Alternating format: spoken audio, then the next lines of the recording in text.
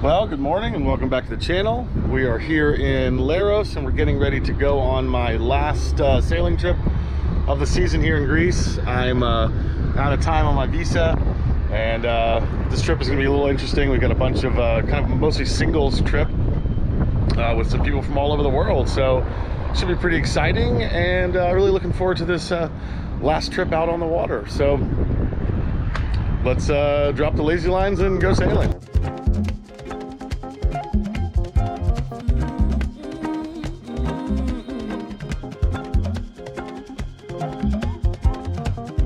On this trip, I didn't film as much as I normally did, but we did our typical route through the Dodecanese, sailing down to Palaionissus, spending a few days in Kalymnos, going to Vathi, sailing upwind to Lipsi, and then finally making it to one of our favorite spots just south of Lipsi, a beautiful anchorage with some amazing swim-through caves, and what would probably be some amazing diving on the little island of Micronesia.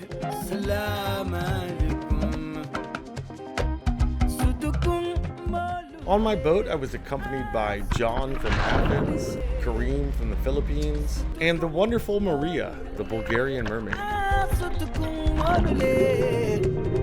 After anchoring, we all took some turns jumping off of our favorite diving spots, and then we headed into some of these swim-throughs and caves, which only Kareem and I were bold enough to actually dive down and swim into. America!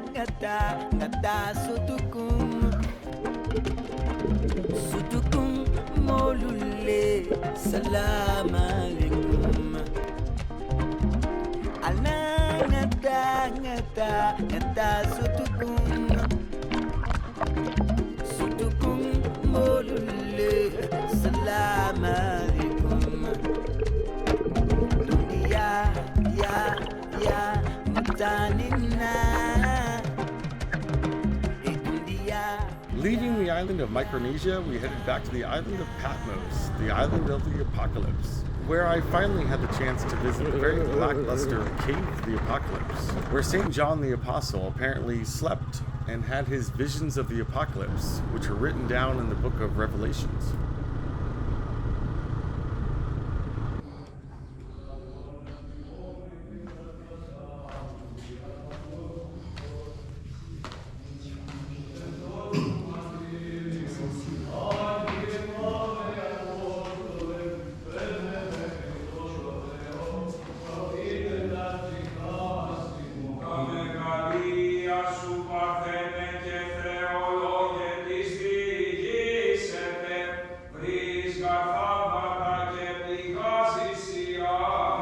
Unfortunately, I didn't film enough of this trip to really document the extent of the fun and adventure that we had, but my visa was at an end and it was time for me to leave Greece. My first option was to try to apply for a digital nomad visa in Athens, which would allow me to stay in a relatively gray area and still work for the sailing company that I was currently working for, but under a different visa.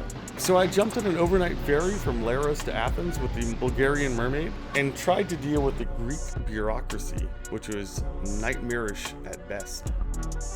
Well, good morning. We're here on the Blue Star Ferry pulling up to Athens.